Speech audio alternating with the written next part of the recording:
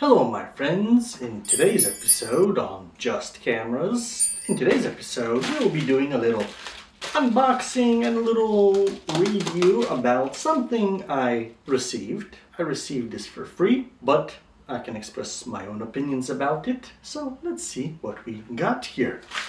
So, opening the package, we got the Sofirn ST10 flashlight. It's not a camera, but it is something a photographer can use and rely on, basically. If you're a film photographer like me, sometimes you need a little extra flashlight to light something up to check your settings. And even a digital photographer, sometimes you can make cool effects using this. So let's do a little unboxing and a little review, what I think about it, how it works. So in the box, well, more on the box first. Let's see what it says. You can turn it up to 1000 lumens, but it won't stay constantly on at 1000 lumens from what I know. 144 meter beam, well, we're not going to be measuring that. 660 nanometer red light wavelength. Why 660 nanometer red light wavelength? Well, if your eyes are used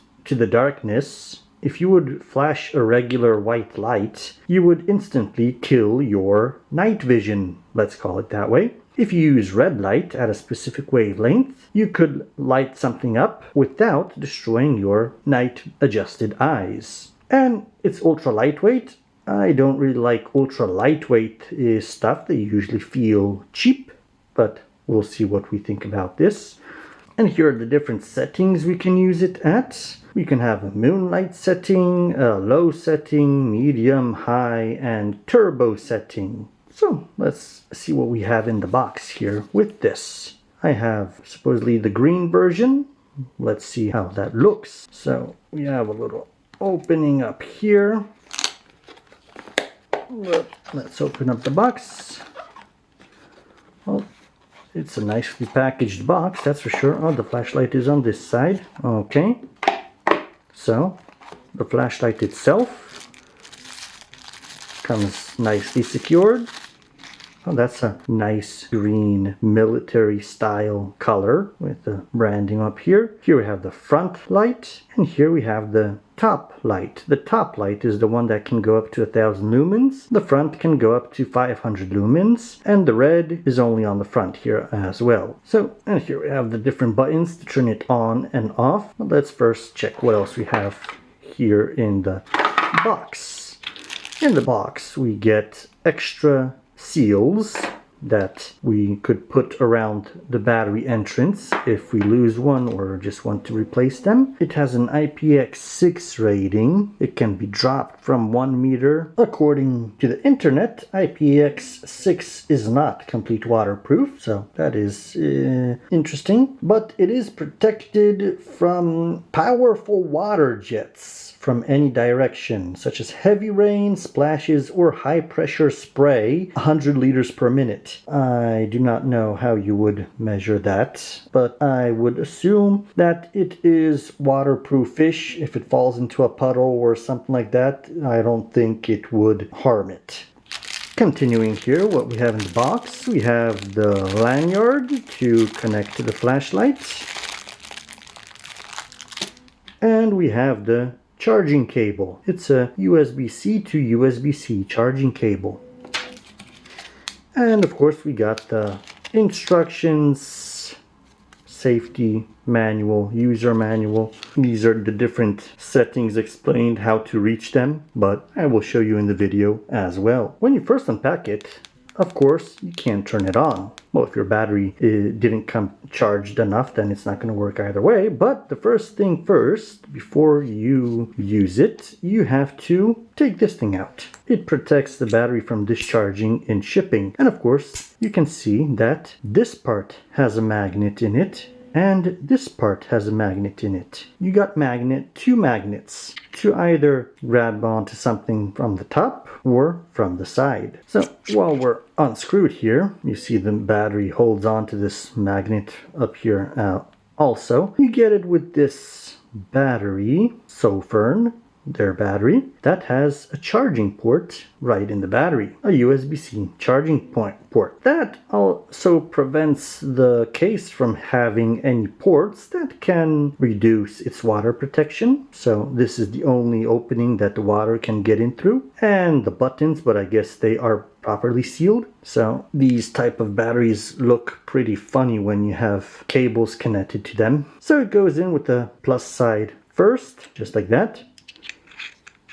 You put the back on, and now you can turn it on and use it. If you just click once the top, it will turn on. Click it again, it will turn off. If you long press it, the moon mode will turn on. And if you press it once again, a quick press, it will just turn off.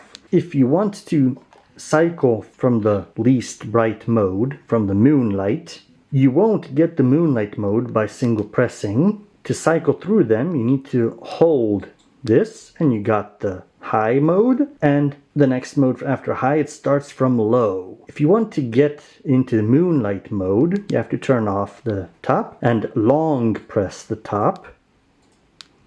Then you get into the moonlight mode. But if you cycle through them from low, medium, high, the next one after high will be again low. To get back into the moonlight mode, you have to single press it to turn it off and long press it to get into the moonlight mode. So to get into turbo mode, when the light is off, you double click the top. Then that is turbo mode. Single press to turn it off. To get into the beacon mode, you double click, you have the turbo mode, and you double click again. Just like that. To turn it off, you just single click it. If you double clicked into turbo mode from the on position, then if you single click it, it goes back to high. Single click it again, and now it turns off. If you double click it, but you hold the second one longer, you go into the moon position, moonlight, but if you single click the top button, it goes into turbo mode. And if you single click it again, it turns off.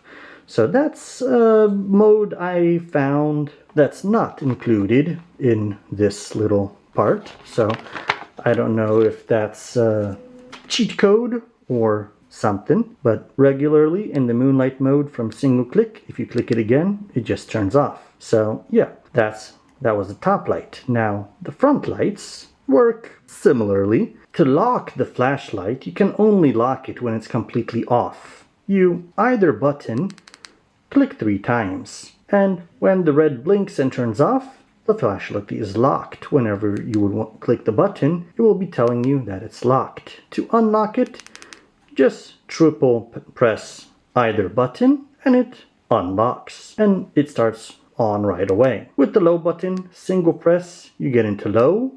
Long press medium, long press high, double press turbo, a single press gets back to high, a single press turns it off. Long press to turn on the low red light, single press medium red, and single press to high red. And to turn it off, you long press it. And to turn on the beacon of the red light, double press while it's on.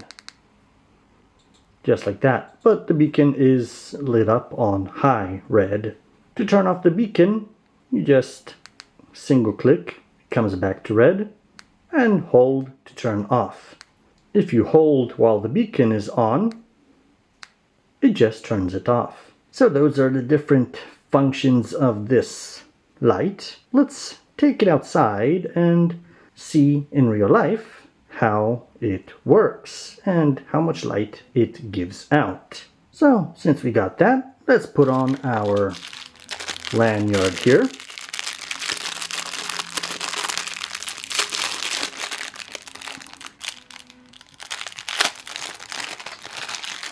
Let's take it out here.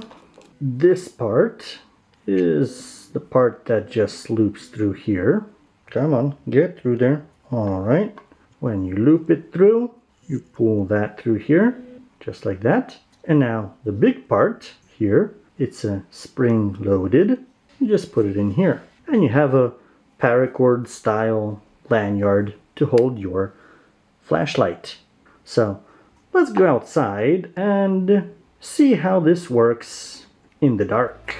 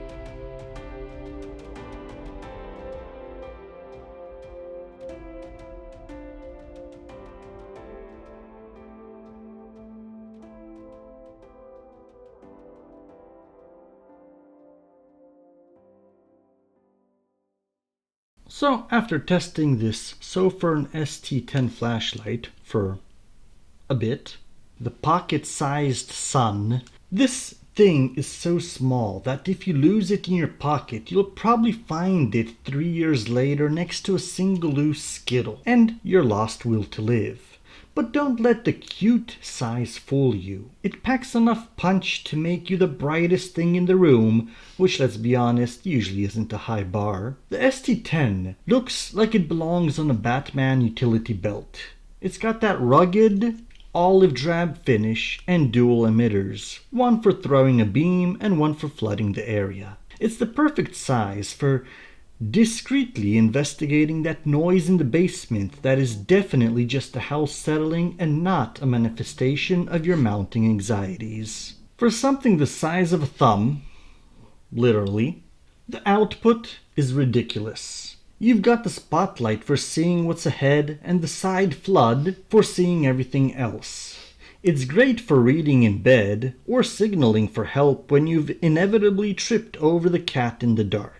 It sticks to metal surfaces. Finally, you can have hands-free illumination while you try to fix the sink and contemplate why you didn't just call a plumber. It works flawlessly because it solves the "I don't want to carry a brick" problem. You can clip it to a hat, a pocket, or just hold it between two fingers like a very bright cigar. It's reliable, rechargeable via USB-C, and bright enough to temporarily blind an intruder.